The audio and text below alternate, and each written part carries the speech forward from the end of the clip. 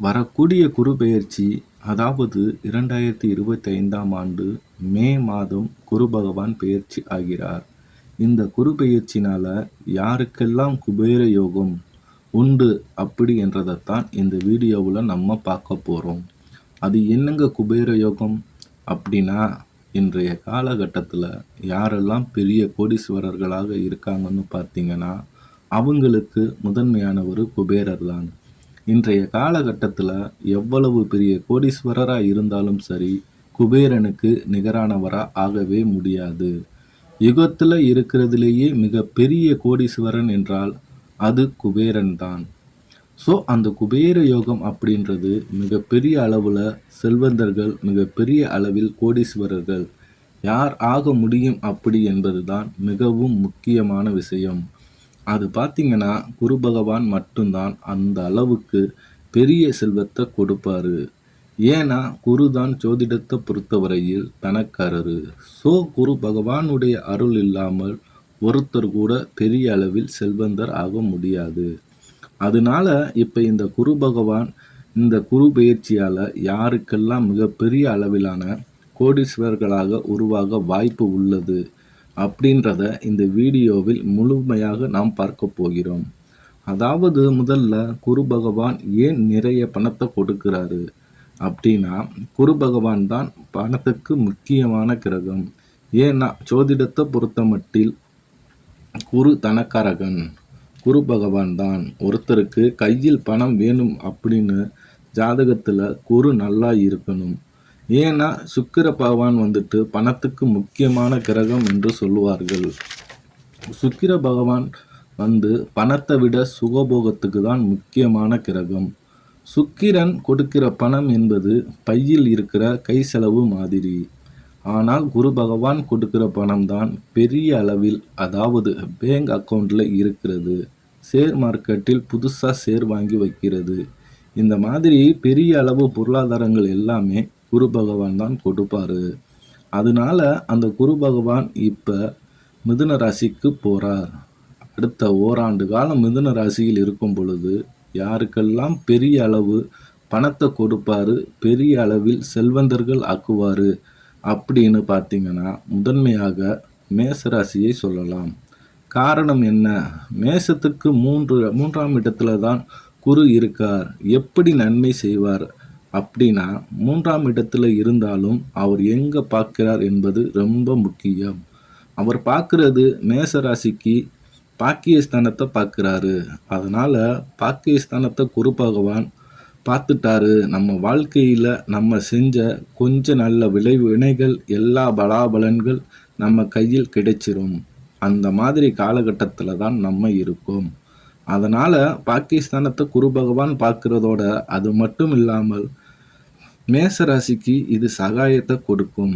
அதனால் நீங்கள் என்ன முயற்சி செய்தாலும் சரி, குரு பகவான் முழுக்க ஆதரவு தருவார்.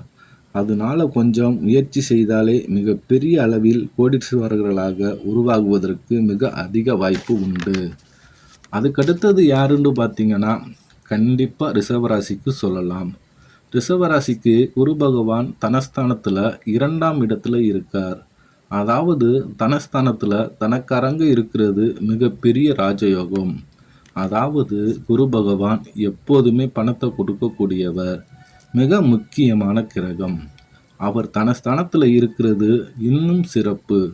சில பேர் கேட்கலாம், ரிஷபத்துக்கு பார்த்தீங்கன்னா குரு நல்லது பண்ணினாரு, குரு அஷ்டாதிபதி அப்படின்னு சொல்லணும். ரிஷபராசிக்காரங்க யாரெல்லாம் மிக பெரும் கோடீஸ்வரர்களாக இருக்காங்கன்னா, அவங்க ஜாதகத்தை எடுத்து பார்த்தீங்கன்னா குரு பகவான் நல்லா இருப்பார் கண்டிப்பாக. ஏன்னா அவர் அஷ்டாதிபதி மட்டுமல்ல, ரிஷபத்தை பொறுத்த மட்டில் லாபாபதியும் குரு பகவான் மட்டும்தான். அதனால் அவர் நினைச்சாதான் லாபமும் வாழ்க்கையும். அதனால் ரிஷபராசிக்கு தன ஸ்தானத்தில் இருக்கக்கூடிய குரு பகவான் மிகப்பெரிய அளவில் கோடீஸ்வர யோகத்தை கண்டிப்பாக கொடுப்பாரு. அதில் எல்லளவு கூட சந்தேகம் வேண்டாம். அதுக்கடுத்து பார்த்தீங்கன்னா கண்டிப்பாக மிதுன ராசிக்கு சொல்லலாம். காரணம் என்ன அப்படின்னா, ராசியிலே குரு இருக்காரு. அதாவது மற்றவங்களுக்காவது கொஞ்சம் முயற்சி பண்ண வேணும், கூட நிற்பாரு. ஆனால் இவங்க கூடவே குரு பகவான் இருக்கக்கூடியதுனால மிதுன ராசிக்காரங்க எந்த முயற்சி எடுத்தாலும் சரி வாழ்க்கையில் மிக பெரும் அளவில் வெற்றி உண்டு.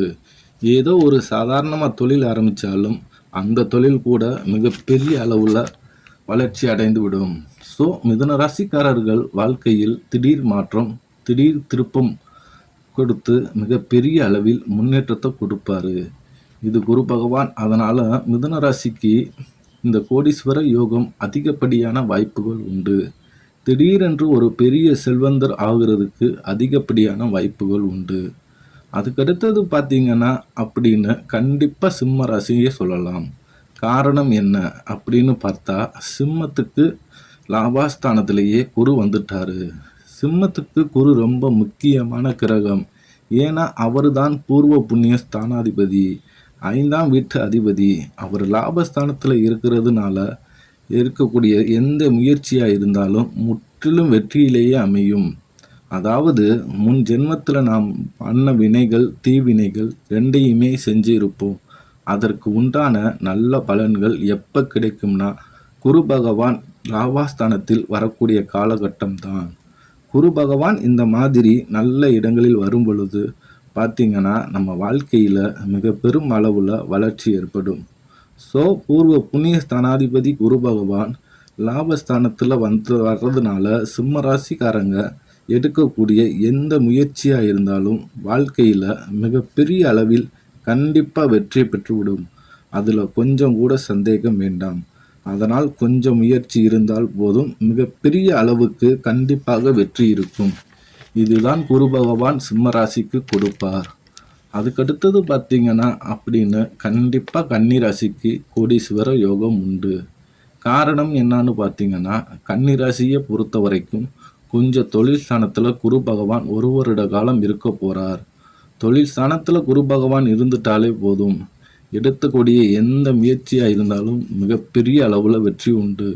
அதில் எந்த குறையும் இல்லை. கன்னி ராசிக்கு மிகப்பெரிய அளவில் தொழில் வளர்ச்சிகளை கொடுத்து மிகப்பெரிய அளவில் செல்வந்தராக்குவதற்கு அதிகப்படியான வாய்ப்புகள் உண்டு. அதுக்கடுத்தது யாருக்கு அப்படின்னு கேட்டிங்கன்னா கண்டிப்பாக சொல்லலாம் விருச்சிகம்னு. ஏண்டா விருச்சிகத்துக்கு அஷ்டமத்தில் குரு இருக்கார். அஷ்டமத்தில் குரு இருந்தால் கஷ்டம்தானங்க கொடுக்கணும். அவர் எப்படிங்க கோடீஸ்வரராக உருவாக முடியும், பெரிய செல்வந்தர்களாக ஆக முடியும் அப்படின்னு கேட்பீங்க. குரு பகவான் அஷ்டமத்தில் இருந்தார் கூட அவர் பார்க்குற பார்வைக்கு பலன் ரொம்ப அதிகம். குரு எங்கே பார்க்குறாருன்னா உங்களோட சனஸ்தானம் 2ஆம் வீட்டை பார்க்குறாரு. உங்களுடைய சொத்து 4ஆம் இடம், அதாவது சுபஸ்தானத்தை குரு பகவான் தான் பார்க்குறாரு. ஸோ அதனால் நிறைய சொத்துக்கள் வாங்குவீங்க. நிறைய வீடு, நிலம், வண்டி வாகனங்கள் வாங்குறதுக்கு டைம் சூப்பராக இருக்குது. இதெல்லாம் வாங்குறதுக்கு கையில் என்ன வேணும்? பணம் வேணும். அந்த பணத்தை கொடுப்பாரா? கண்டிப்பாக கொடுப்பார். ஏன்னா தனஸ்தானத்தை குரு பார்க்கிறார். வீட்டில் பெட்டி பெட்டியாக அடுக்கி வைக்க வேண்டிய வேலை தான் பார்க்கணும். அதுக்கேற்ற மாதிரி ஒரு நல்ல பெரிய வீடாக பார்த்துக்கோங்க. நிறைய பெட்டி வரப்போகுது, அடுக்கி வச்சுக்கோங்க. சரிங்களா? விருச்சிக ராசிக்கு மிகப்பெரிய அளவு கோடீஸ்வர யோகம் குரு பகவான் கொடுப்பார். அதுக்கடுத்தது பார்த்தீங்கன்னா கண்டிப்பாக மகர ராசிக்கு மிகப்பெரிய யோகத்தை குரு பகவான் கொடுப்பார். ஏன்னா மகரத்தை பொறுத்த வரைக்கும் குருவுடைய 9ஆம் பார்வை அது ரொம்ப சிறப்பு வாய்ந்தது. குருவோட 9ஆம் பார்வை எங்கே பார்க்குறான் அப்படின்னா மகரத்தினுடைய தனஸ்தானம் 2ஆம் வீட்டை பார்க்கிறது. அதனால மகர ராசிக்கும் மிகப்பெரிய அளவில் வளர்ச்சியை கொடுப்பார். மகரத்தை பொறுத்த வரைக்கும் குரு பகவான் ரொம்ப முக்கியமான கிரகம். காரணம் என்ன அப்படின்னு பார்த்தீங்கன்னா, அவர் 12ஆம் வீட்டின் அதிபதி, விரையாபதியே குரு தான். விரையாதிபதி இப்போ தனஸ்தானத்தில் பார்க்கறது மிகப்பெரிய ராஜயோகம்.